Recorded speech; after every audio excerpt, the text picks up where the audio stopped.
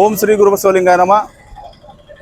ಇವತ್ತು ಕರ್ನಾಟಕ ರಾಜ್ಯದ ಜನಪ್ರಿಯ ಮುಖ್ಯಮಂತ್ರಿಗಳಾದಂಥ ಸನ್ಮಾನ್ಯ ಸಿದ್ದರಾಮಯ್ಯನವರು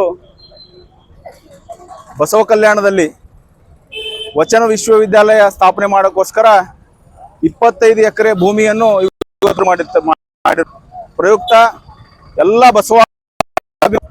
ಬಸವಣ್ಣನವರ ಕರ್ಮಭೂಮಿ, ಶರಣಭೂಮಿ, ನಮ್ಮೆಲ್ಲರ ಶ್ರದ್ಧಾ ಕೇಂದ್ರವಾಗಿರುವಂತಹ ಬಸವ ಕಲ್ಯಾಣ ಒಂದು ಎದುರುಗಡೆ ನಾವೆಲ್ಲರೂ ಕೂಡ ವಿಜಯೋತ್ಸವ ಮುಖಾಂತರ ಈ ಸಂದರ್ಭದಲ್ಲಿ ಸನ್ಮಾನ್ಯ ಶ್ರೀ ಮುಖ್ಯಮಂತ್ರಿಗಳಾದ ಸಿದ್ದರಾಮಯ್ಯನವರಿಗೆ ಸಮಸ್ತ ಬಸವ ಭಕ್ತರಾಗಿ, ಬಸವಾಭಿಮಾನಿಗಳ ಪರವಾಗಿ, ಬಸವಾದಿ ಶರಣರ ವಿಚಾರಧಾರೆ ಉಳ್ಳಂತ ಎಲ್ಲ ಜನರ ಪರವಾಗಿ ಇವತ್ತವರಿಗೆ ತುಂಬು ಹೃದಯದ ಧನ್ಯವಾದಗಳನ್ನು ಅರ್ಪಿಸ್ತಾ ಇದ್ದೇನೆ. ಬಂಧುಗಳೇ, ಬಸವ ಕಲ್ಯಾಣ ಇಡೀ ಜಗತ್ತಿಗೆ ಪ್ರಪ್ರಥಮವಾಗಿ ಪ್ರಜಾಪ್ರಭುತ್ವದ ಪರಿಕಲ್ಪನೆ ಕೊಟ್ಟು ಅನುಷ್ಠಾನಕ್ಕೆ ತಂದು ಆಚಾರ ಮಾಡಿದಂತ ಪ್ರಥಮ ಭೂಮಿ ಜಗತ್ತಿನಲ್ಲಿ ಯಾವುದಾದ್ರೂ ಅದು ಬಸವ ಕಲ್ಯಾಣ. ಇಂಥ ಒಂದು ಶರಣ ಭೂಮಿಯಲ್ಲಿ ಸನ್ಮಾನ್ಯ ಸಿದ್ದರಾಮಯ್ಯನವರು, ಯಾಕನ ಇವತ್ತು ನಾವೆಲ್ಲರೂ ಧನ್ಯವಾದ ಹೇಳ್ತಾ ಇದ್ವಿ ಅಂದ್ರೆ, ಸಿದ್ದರಾಮಯ್ಯನವರು ಒಬ್ಬರೇ ಇಂಥ ಮುಖ್ಯಮಂತ್ರಿ ನಮ್ಮ ಕರ್ನಾಟಕ ರಾಜ್ಯಕ್ಕೆ ಸಿಕ್ಕ್ಯಾರ. ಬಸವಣ್ಣನ ಧರ್ಮಕ್ಕ, ಬಸವ ತತ್ವಕ್ಕ 12ನೇ ಶತಮಾನ ನಂತರ ರಾಜಾಶ್ರಯ ಕೊಟ್ಟಂತ ರಾಜಕಾರಣಿ ಯಾರಾದ್ರೂ ಇದ್ರೆ ಅದು ಸನ್ಮಾನ್ಯ ಸಿದ್ದರಾಮಯ್ಯನವರು. ಇವತ್ತಂತ ಅಭೂತಪೂರ್ವವಾದಂತ ಕೆಲಸ ಮಾಡಿದ್ದಾರೆ.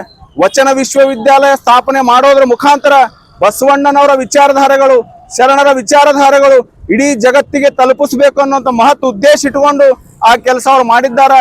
ಅದಕ್ಕಾಗಿ ನಾವೆಲ್ಲ ಇವತ್ತು ಬಸವ ಭಕ್ತರು ಬಸವ ಕಲ್ಯಾಣದಲ್ಲಿ ಅವರಿಗೆ ನಾವು ಧನ್ಯವಾದ ಹೇಳ್ತಾ ಇದ್ದೇವೆ. नोबल पब्लिक स्कूल एल्म से ही दोनों जहां में कामयाबी है.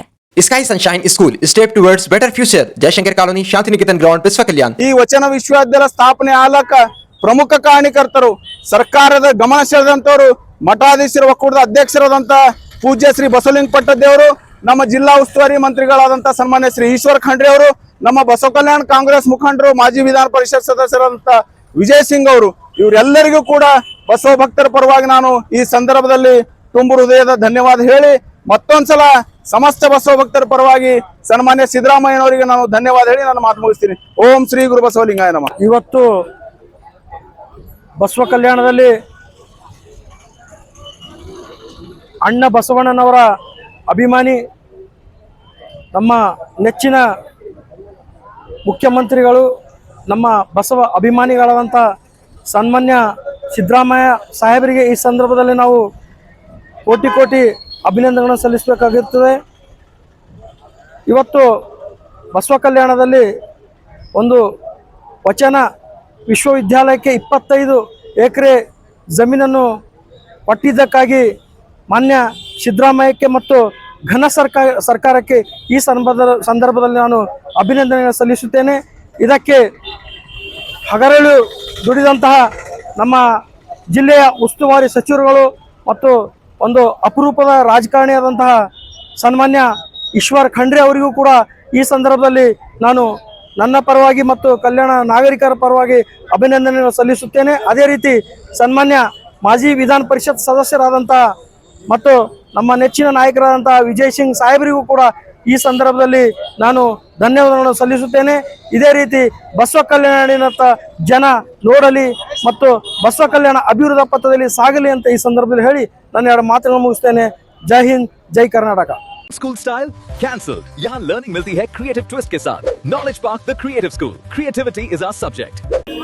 आज के 2026-27 के 17वें सिद्धरामैया साहब के बजट सेशन में आज एक हिस्टोरिकल जो निर्णय लिया है, बसव कल्याण विश्वविद्यालय एक यूनिवर्सिटी के निर्माण के लिए जो 25 एकड़ जमीन देकर बसव प्रेमी सिद्धरामैया जी को हम हृदयपूर्वक धन्यवाद कहते हैं. और इसी प्रकार इस निर्णय लेने के लिए जो विशेष कारण हमारे उस्तुवारी सचिव ईश्वर खंड्रे जी तथा XMLC विजय सिंह साहब को भी हम सभी बसव भक्तों की तरफ से धन्यवाद व्यक्त करते हैं. ओम श्री गुरु बसवलिंगाय नमः. जय हिंद, जय करा. ಓಂ ಶ್ರೀ ಗುರು ಬಸವಲಿಂಗಾಯ ನಮಃ. ವಿಶೇಷವಾಗಿ ಬಸವ ಕಲ್ಯಾಣ ಕಾರ್ಯಭೂಮಿ ಬಸವಣ್ಣನವರ ನಡೆದಾಡುವಂತಹ ಸ್ಥಳದಲ್ಲಿ ಇವತ್ತು ನಮ್ಮ ಕರ್ನಾಟಕದ ಜನಪ್ರಿಯ ಮುಖ್ಯಮಂತ್ರಿಗಳೇ ಆಗಿರುವಂತಹ ಸನ್ಮಾನ್ಯ ಸಿದ್ದರಾಮಯ್ಯನವರು ವಿಶೇಷವಾಗಿ ಪದೇ ಪದೇ ಒಂದು ಬಸವ ಭಕ್ತರಲ್ಲಿ ಹೊಸ ಒಂದು ಖುಷಿ ತರುವಂಥ ವಿಚಾರವನ್ನು ಬಜೆಟ್ ಅಲ್ಲಿ ಮಂಡನೆ ಮಾಡ್ತಾರೆ. ಹಿಂದೆ ಸಾಂಸ್ಕೃತಿಕ ನಾಯಕ ಅಂತ ಹೇಳಿ ಬಸವಣ್ಣನವರಿಗೆ ಒಂದು ಘೋಷಣೆ ಮಾಡಿದ್ರು. ಅದೇ ವಿಶೇಷವಾಗಿ ಒಂದು ವಚನ ವಿಶ್ವವಿದ್ಯಾಲಯ ಅಂತ ಹೇಳಿ ವಚನದ ಮೂಲಕ ಅನೇಕ ಒಂದು ನಾವು ಜ್ಞಾನ ಪಡಿಬಹುದು ಅಂತ ಹೇಳಿ ಇಡೀ ಕರ್ನಾಟಕ ಅಲ್ಲ ಇಡೀ ವಿಶ್ವಕ್ಕೆ ಒಂದು ಮತ್ತೆ ಜ್ಞಾನವನ್ನು ಕೊಟ್ಟಿರ್ತಂತಹ ಸನ್ಮಾನ್ಯ ಶ್ರೀ ಸಿದ್ದರಾಮಯ್ಯನವರಿಗೆ ವಿಶೇಷವಾಗಿ ಧನ್ಯವಾದಗಳನ್ನು ಅರ್ಪಿಸುತ್ತೇನೆ. ಹಾಗೂ ಬಸವ ಕಲ್ಯಾಣದ ಸಕಲ ಬಸವ ಭಕ್ತರ ಪ್ರಿಯ ಕಡೆಯಿಂದ ಸನ್ಮಾನ್ಯ ಜಿಲ್ಲಾ ಉಸ್ತುವಾರಿಗಳಾಗಿರುವಂತಹ ಈಶ್ವರ್ ಖಂಡ್ರೆ ಅವರಿಗೆ ಕೂಡ ಧನ್ಯವಾದಗಳ ಈ ಸಂದರ್ಭದಲ್ಲಿ ಹೇಳುತ್ತೇನೆ. ಅದೇ ರೀತಿ ನಮ್ಮ ಬಸವ ಕಲ್ಯಾಣ ತಾಲೂಕಿನ ನಾಯಕರು ಆಗಿರುವಂತಹ ಮಾಜಿ MLC ಶ್ರೀ ವಿಜಯ್ ಸಿಂಗ್ ಸಾಹೇಬರು ಕೂಡ ವಿಶೇಷವಾಗಿ ಧನ್ಯವಾದ ಈ ಸಂದರ್ಭದಲ್ಲಿ ಹೇಳಕ್ಕೆ ಇಚ್ಛೆ ಪಡ್ತೇನೆ. ಧನ್ಯವಾದಗಳು.